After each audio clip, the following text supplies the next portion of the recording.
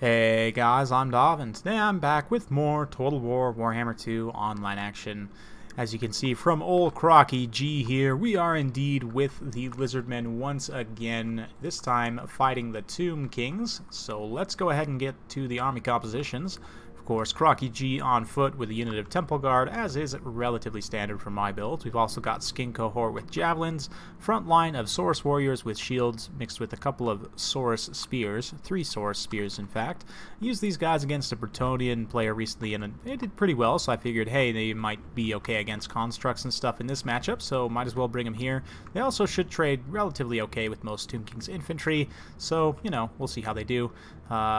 We've also got 2 Chameleon Skinks over here and a Skink Chief. For a caster, I decided to forego Lore of Beasts because Amber Spear is terrible. And we're going to get a Skink Priest, Lore of Heavens, with Harmonic Convergence, Wind Blast, and Curse of the Midnight Wind. So without further ado, let's get the battle into full gear. As we go over this Tomb King build here, he's got frontline Skeleton Spearmen mixed with some Tomb Guard, Settra the Imperishable, and a Tomb Prince both on horses. Very good picks in this matchup. They'll be very good at taking down dinos with their anti-large AP. He's also got the Chosen of the Gods, a couple of Skeleton Archers, one of them is the Blessed Legion, and a Tomb Scorpion, as well as 1 unit of Sepulchral Stalkers out on the flank. Again, anti-large AP, pretty good against dinos, although I find Sepulchral Stalkers and Necropolis Knights, for that matter, to both be pretty underwhelming just because their stats are pretty poor. But anyway, yeah, we'll see how things go here. You can see I'm going to be moving up and skirmishing a bit with the Chameleon Skinks over on this side here. Scorpion Legion will take a bit of damage, but the Chameleon Skinks will do pretty much 0 damage against the Sepulchral Stalkers there because they're heavy armor and missile resistance. So, yeah, not the best trade, but we are going to get the main engagement underway here. Obviously, since I just have this massive infantry horde for the Lizardmen, it's going to behoove me to take the engagement in the forest here, not to mention it's going to shelter against the fire, but, yeah. It'll be definitely beneficial for me to fight in the forest here. You can see my opponent's coming forward a little bit piecemeal here, so we're just going to charge these Skeleton Spearmen with the Saurus. They'll obviously do quite well there, although I didn't realize, but Tomb Guard actually trade very well against Saurus Warriors, especially because my opponents put a couple of chevrons on them, but you can see they have pretty much the same stats, no, just better across the board in terms of their combat stats. Not as good as weapon strength, but armor is pretty close. They're actually very comparable infantry units, but the Saurus are going to lose out here, which I was pretty surprised by. That's definitely not the result I expected, and I think that Tomb Guard suddenly become a pretty decent pick in this matchup. They are still probably going to lose, but, you know, they're definitely doing well here, better than I expected, certainly. And especially with that missile support from the Skeleton Archers there, they should be able to do okay. You can see I'm lining up all my Javelins to try and all throw in on this Tomb Scorpion, it looks like. Unfortunately, not going to be the best, even with the Curse of the Midnight Wind sundering its armor. The Tomb Scorpion is just hard to hit with missile units because of its animations. You can see this unit of Saurus that was already not doing great against the against the Tomb Guard, rather. Sepulchral Stalkers came in, as well as the Tomb Prince, and yeah, these Lizardmen are going to get taken to Pound Town real quick. Meanwhile, though, other pockets are going relatively well. You know, it's kind of a bit of a wash at this point. We've got the Chameleon Skinks getting up and around the back, though, to try and distract some of these missile units here from shooting at the front line.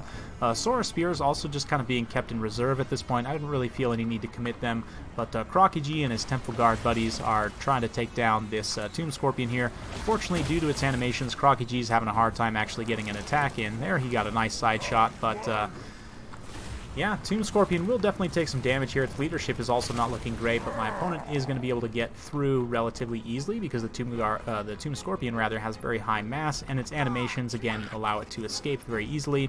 You can see Saurus Spears being thrown in here since the Saurus Warriors are just about done, and a very nice Wind Blast coming down from that Skink Priest.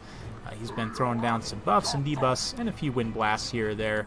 But you can see in the back line here, these Skeleton Archers are definitely taking the south end of the engagement with the Chameleon Skinks. The Tomb Scorpion's going to try and get back here and deal with them. You can see Crocky G's got something to say about that, though. Going to get a nice spear throw and do some other cool spin moves and stuff. That's going to send the Tomb Scorpion on the run, which is obviously a smart play.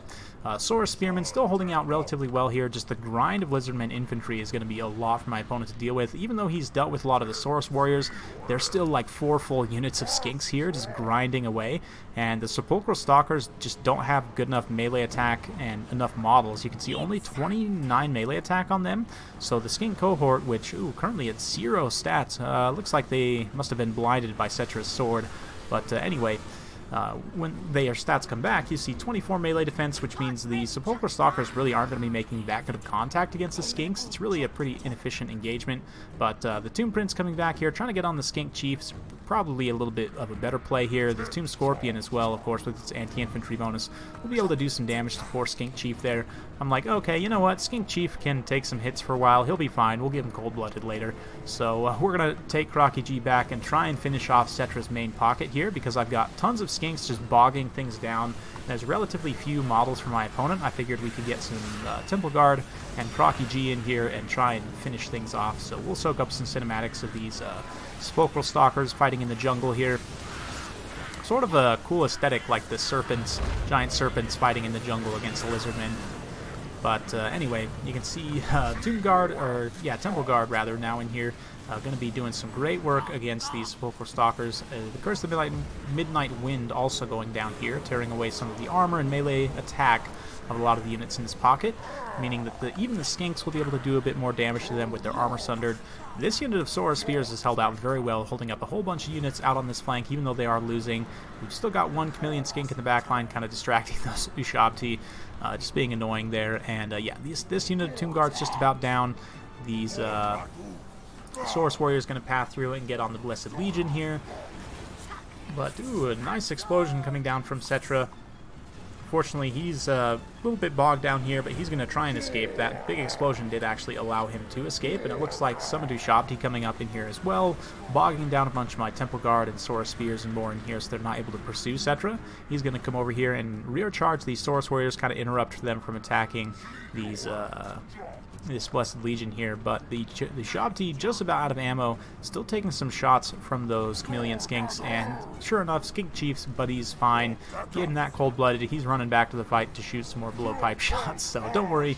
You know, saving Private Skink operation successful. But anyway, you can see the Ushabti fighting in here. Between their Degeneration and the Saurus Spears, they'll definitely go down pretty quickly. And we also had another unit of Auxiliary Spears here to help support against Settra, so he'll definitely take damage to this, especially because Settra and just Tomb Kings in general, from their characters to their infantry, don't have the best armor. He only has 80 armor and now down to 50, it looks like, with something debuffing his armor there. I'm not sure what. Oh, just sundered armor straight up. Interesting. Wonder what's sundering his armor. Oh, friendly fire from the Blessed Legion. I was like, I don't have that effect. But anyway, a nice side charge there, actually doing quite a bit of damage to those Saurus Spears and sending them into an enrage. That is going to allow Settra to escape here. So he's going to pull back, but again, there's really not that many good places for him to go. We did manage to catch the Tomb Prince with Crocky G and the Temple Guard, and now the Tomb Scorpion's going to try and set him free, but he's down. There was really not a lot they could do there. Looks like a spell going off, probably Incantation of Protection. I'm not 100% sure, but the Tomb Scorpion goes down regardless, and at this point, the balance power is going to finally start to shift in my favor. Settra going to also be dragged down by the Saurus Croc mob here, so very fun stuff. Hope you guys enjoyed watching. Crockar, we'll just kind of soak up some cinematics of him and the Temple Guard duking it out with Settra here in a wash of color and jungle trees and everything everywhere. Yeah, super fun stuff. Crocky G's doing his cool flips and stuff. Curse going down now as Settra gets off half health, or below half health rather, but the Cube of Darkness, that's not really something I got to highlight a whole bunch, but my Skink Priest there had that Cube of Darkness, and basically what it does is it just debuffs your opponent's Winds of Magic recharge rate. It's relatively cheap, has a relatively low cooldown, very, very useful item to bring on the Skink Priest. I would pretty much recommend bringing it anytime you have the Skink Priest if you're facing a faction that has magic, so anyone except the Dwarves, pretty much. But anyway, in terms of the army breakdown here, obviously a Temple Guard really carrying some heavy weight there. 59 kills, 2 XP chevrons, 39 and an XP chevron for the Saurus Spears. Not really what I expected there, but they definitely carried their weight. I'm starting to kind of come around on Saurus Spears a little bit. I still don't think they're necessarily the best in a lot of matchups, but I do think they can be a good supplement in some matchups.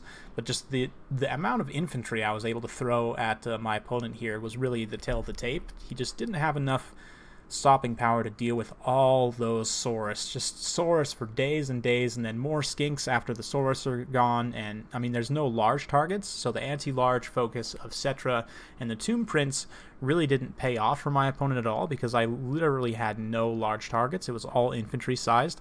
So, you know, that in and of itself was good, although it can be risky because you really don't have the high mass units to, say, bog down like the Tomb Scorpion.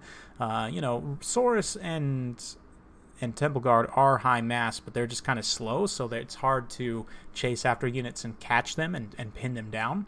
But overall, I do think the build worked pretty well. I think this is one of the tougher matchups potentially for the Tomb Kings, although I do think it can kind of go either way. But let me know what you guys think in the comments down below, though. Do you think just like a mass Tomb Guard build, for example, or just like a mass skeleton infantry build would be able to counter something like this mass Saurus build, or what would you take if not? I look forward to reading your comments in the comments section below. Hope you guys enjoyed watching.